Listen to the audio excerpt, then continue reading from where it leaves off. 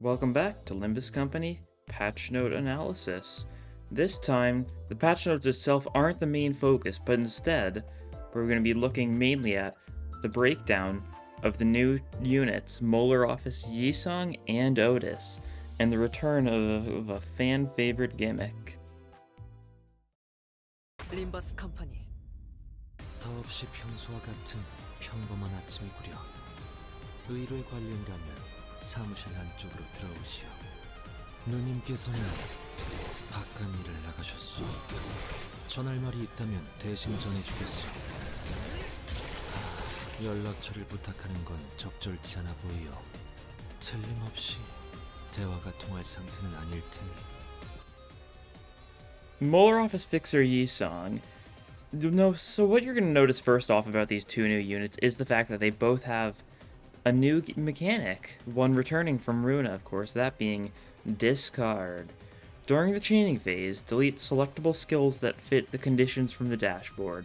Defensive and ego skills do not count, does not delete the skill from the skill list, and upon discard skills will not activate skill effects or coin effects, and will not give ego resources. What this means is effectively, whenever you play a skill that discards the other skill, well, it'll discard the other skill of the two that are selectable. Most likely. It's not very clear. Maybe it can discard like the one that's upcoming still if it's a skill 1, but basically it'll discard the lowest rank skill in the person's hand, you could say, which is basically similar to how Molar Office discard worked in Runa. Now, discard in Runa, despite it being the kind of thing you'd think would fit really well, was very seldomly used. There was Molar Office, Jiang's Office, Murray Life Insurance, and technically the Thumb, although that's a little bit of a special case. And there were a couple other like random one-off discard things, but this was pretty much the main these were the main receptions that focused like on discard stuff. And half of these are general exceptions, you can tell with the two on the right. And so really Molar Office was the only proper discard in the game of Runa. So it definitely makes sense that when they brought back this office, that they decided to bring back discard with them. And it's definitely very interesting. It's definitely a gimmick that I think makes a lot of sense. If you were there near the start of Limbus Company, you know for a while there was this little bug where you could discard skills by using defensive skills to your advantage. Say, activating a defensive skill but going for the other skill, going for the top skill. And then it would effectively just re-roll the skill that you had replaced with the defensive skill. This was removed, of course, a month or so after the game's release, a little bit after Refraction Relay 1. A lot of people used that in order to get through Refraction Relay 1 with relative ease. So it definitely makes sense that they're bringing discard back, but I was a little off-put with the fact that it wasn't brought back in Molar Boatworks Fixers, but now that they're bringing back Molar Fixers themselves, they're getting discard. Now, going back to Yisong's skills, the first thing you'll notice is that all of them do have some sort of discard on them, and you'll also notice that 2 out of the 3 of them are in fact references to his skills, or to some of his pages from Runa, Stay Calm and Gamble. Now, looking at his skill 1, Stay Calm, it's a 2-coin Lust Pierce skill. Now, you gain Tremor Count of the skills discard. It's similar to stuff like Spice Bush Yisong and the 2 Molar Boatworks identities. This skill has a heavy focus on inflicting Tremor Count to itself, and inflicting Tremor to enemies on top of discard. So what this means is, whenever you use your other skill, that is, if your other skill discards your skill 1, then you just gain some Tremor Count, giving you a big benefit in order to, not play the skill 1s and instead let them be discarded. However, on use, you do also gain some Tremor Count, and at a certain amount of Tremor Count itself, coin power plus Y, and it inflicts some Tremor Count. So this does work as a fairly decent skill 1 for building up Tremor Count on yourself and inflicting a bit of Tremor Count on your enemies. However, you can also just discard this to give Tremor Count to yourself and instead use a stronger skill. Now looking at a skill 2, Gamble, this is a 1-coin Sloth Blunt skill. Once again, gain Tremor Count if the skill is discarded. It'll probably be more Tremor Count if the skill 2 is discarded than the skill 1. However, it'll prioritize discarding skill 1s because it's, well, a weaker one.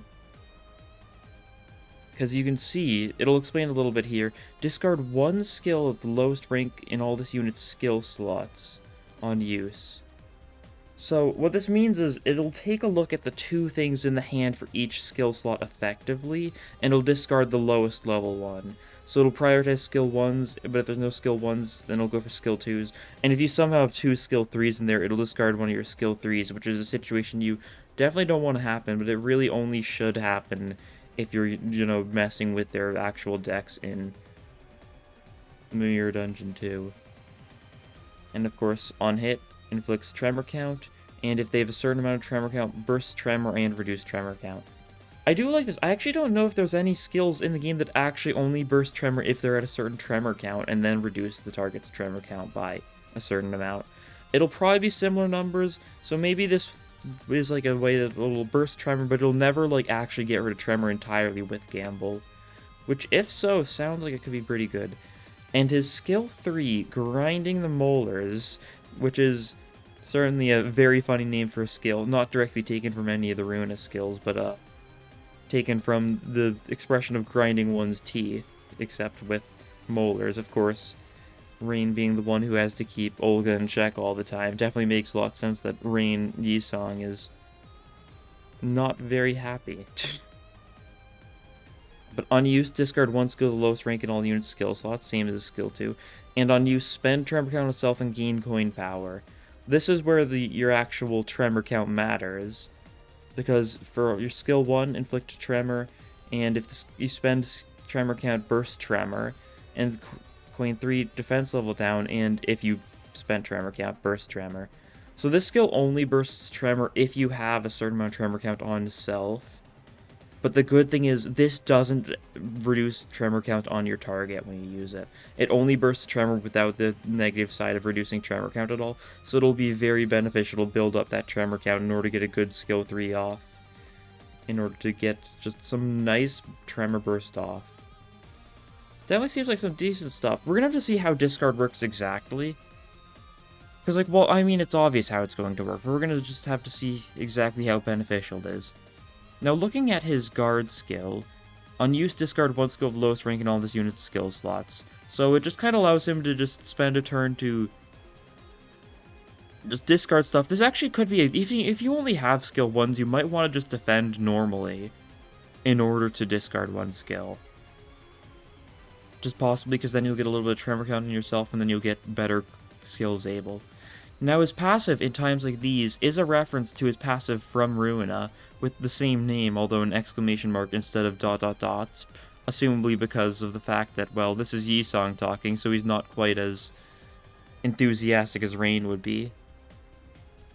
But what it does is, whenever he bursts Tremor, inflicts defense level down based on the stagger threshold raised. Now, this is going to be... I don't know how good this is going to be, because the thing is, it is defense level down this turn, so Yisong's going to need to be going quick enough in order to get a burst Tremor off early on. However, if he does manage to do that, it depends on how high his speed is. If he can get some, fast things off, he can burst Tremor on high-level enemies, get a bunch of defense level down, just get it so everyone else can do a bunch more damage. Especially if he staggers someone. But it doesn't need to stagger, he just needs to burst Tremor to trigger this. And then the support passive, Cleaning Up the Mess, is the same thing but for an ally with the lowest HP. Could be good for Tremor builds that aren't using Yisong, but we'll see. But that's all for Molar Office Fixer Yisong, the 2-star, and this unit is going to be available next week effectively, because you'll need to have logged in 14 days in order to get this identity. Of course, that is an important thing to mention with both of these new identities, the fact that while they are technically in the game and you'll be able to look at them, you won't be able to actually get them for still a while longer, especially the fact that Olga's still 2.5 weeks away, or Olga Outis, I should say. But speaking of Olga Outis, let's take a look at her next. 무슨 일이지? 머리 올리니까 조금 천천히 말해줬으면 좋겠어. 뒷골목에 있었을 때는 이런 싸움이 일상이었지. 그래서 나설 만한 일이 아니면 다른 두 녀석들에게 맡기고 싶지만 또 그게 마음대로 되는 건 아니니까. 다음 술자리 모험담은 이거군. Molar Office Fixer Outis is once again another unit that focuses a lot on the discard mechanic. Going into her skills, Wait Up, skill 1, it's a 1 coin Wrath Slash skill. Gain tremor count if the skill is discarded, very logical for a skill 1. On use, however, you gain tremor count, gain final power based on the having a certain amount of tremor count, and lower the user's stagger threshold by an amount equal to tremor count on self. Which is effectively saying that you can just reduce the amount of stagger. You can reduce your chances of being staggered based on the amount of tremor count on self. Definitely a little nice benefit, but it's the kind of thing where you're supposed to want to discard a skill 1, so it's decent to use it, but like, nothing too big. Now her skill 2, Slice. Oh yeah, I guess I should mention the fact that of course all of the names of her skills are in fact references to her actual cards from Ruina. But yeah, so Slice, 3 coin Blunt Lust skill. Gain offense level if the skill is discarded, so not tremor count. You actually gain a physical buff if you can manage to discard this thing. So if in your hand you've got, say, a skill 2 and a skill 3, which is probably the optimal situation for this to happen, and you can discard one of the skill 2s and then gain offense level up. It says offense level up, it's probably the turn where it is discarded, so it'll probably apply to the turn where you'd say, if you use the skill 3 and discarded the skill 2 and it's the same turn, it'll probably apply to the skill 3, it probably won't be next turn based on the wording. And the skill 2 of course also discards a skill, inflicts tremor with the first 2 coins, and the thirst coin bursts tremor if the target has a certain amount of tremor count, similar to Yisang's skill 2. So far pretty standard tremor stuff, but then her skill 3, Daring Decision, 4 coin Sloth Blunt skill. On use, discard all of this unit's skills in the skill slot from highest to lowest. So what this means is it'll discard both of the other skills in hand, which means it's very likely to be able to get the buff from discarding Slice. And of course this is pretty similar to how it worked in Ruina, discarding all the cards in hand. So it definitely makes sense that that's how this one works. And on use, spend tremor count to gain coin power plus Y, of course.